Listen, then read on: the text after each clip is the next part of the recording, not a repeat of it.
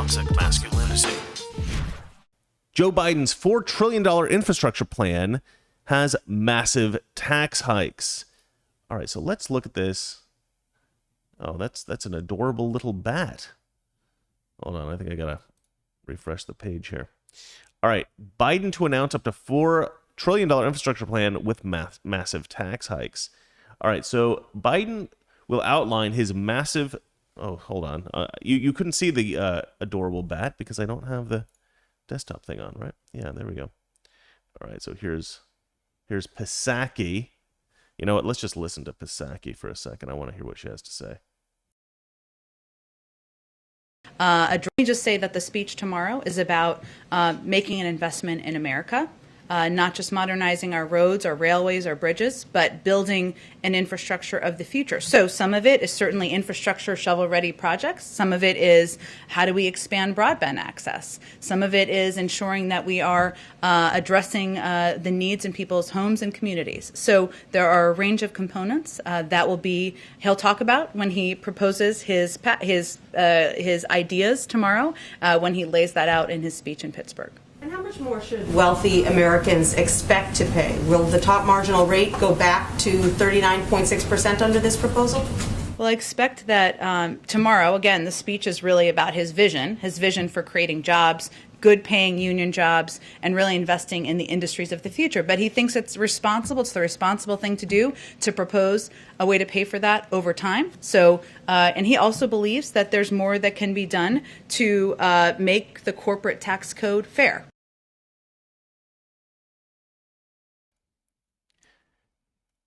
Hold on. You know, one of these days she's going to mess up, right? You know, one of these days she's going to be like, she's going to say she, or she's going to say they instead of he, talking about Joe Biden. Because this is not Joe Biden's vision. This has nothing to do with Joe Biden.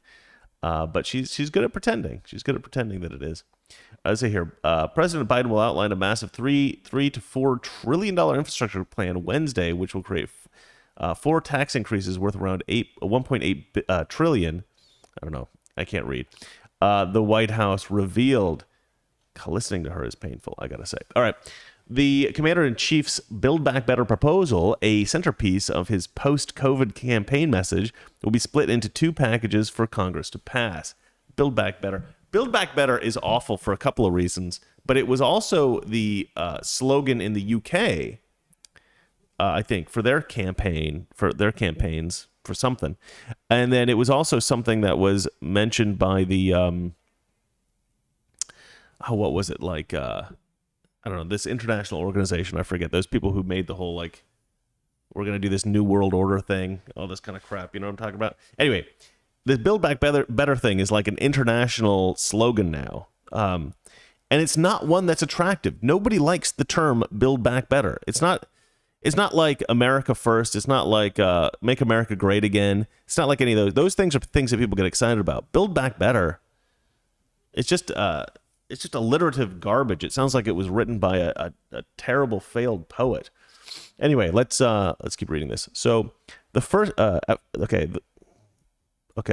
2 packages will pass. The first, the White House said, will focus on infrastructure investments specifically. The second will focus on funding domestic policy areas of Democrat concern, such as providing universal pre-kindergarten tuition-free community college as well as healthcare. God, I hate it when Democrats are in office. We got to fix this somehow, guys. Billions will be put toward the care of the elderly and disabled, as well as housing infrastructure and manufacturing. As far as how he's going to pay for it, Biden's main priority will be to raise the corporate rate from 21 to 28%. In addition, Biden's proposal would impose global minimum tax on profits from foreign organizations, increase capital gains taxes on the wealthy, and returning to the Bush-era individual tax rate of 39.6% for those making over $400,000 a year. Let me just say this. This guy has no idea, not only, forget Joe Biden, the people who control Joe Biden have no idea how to improve a country. All right? This actually pisses me off.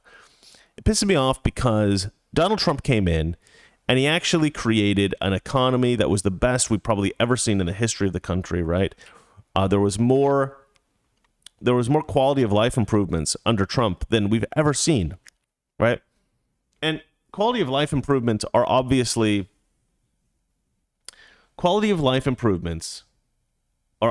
facilitated by advancing technologies.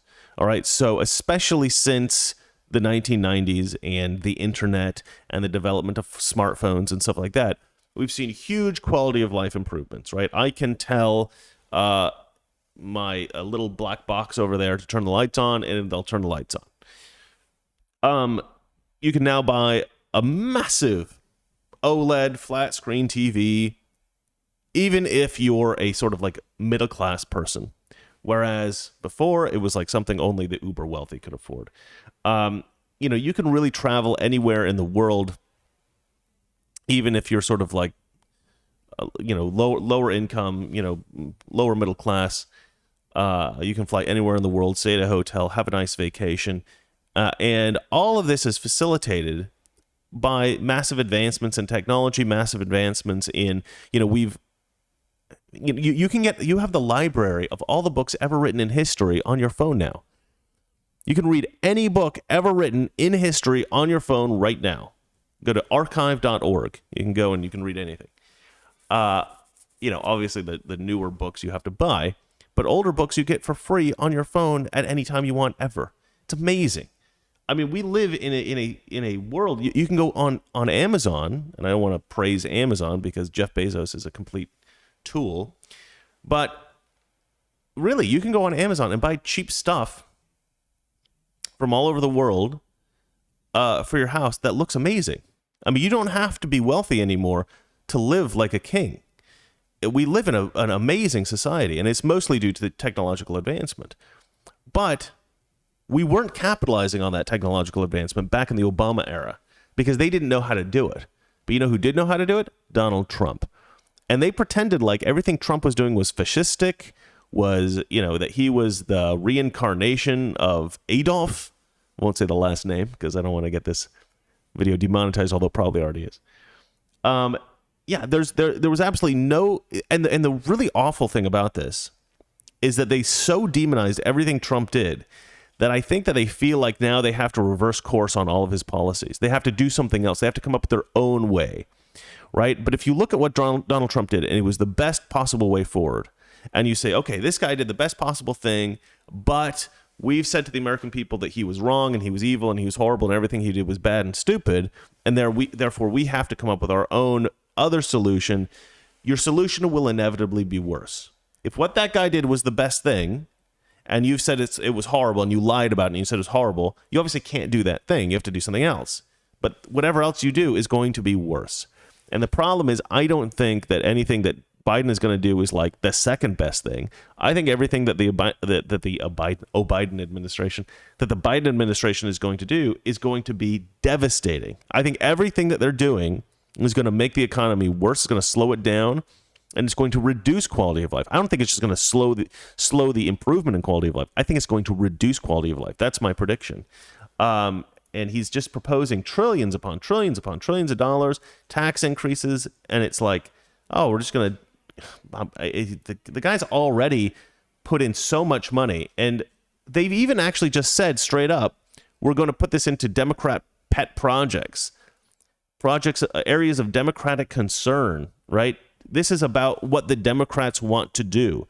And what the Democrats want to do is not what is in the best interest in the United States of America. It's whatever Democrats want to do, right? Whatever friends they want to pay off. The Democrats are criminals. Don't vote for a Democrat or you're voting for a criminal. Let's move on to the next story, shall we? All right, next story. Rhode Island to ban critical race theory. Well, this is a surprise. Now, I didn't actually have a chance to read this, so this is going to be new for me, just like it is for you. But I think that Rhode Island is a left-wing state, if I'm not mistaken. Let me go ahead and look that up, actually, real quick. Rhode Island presidential election results. Let's see here. Toxic Masculinity. Weekdays, 9 p.m. Eastern, 6 p.m. Pacific.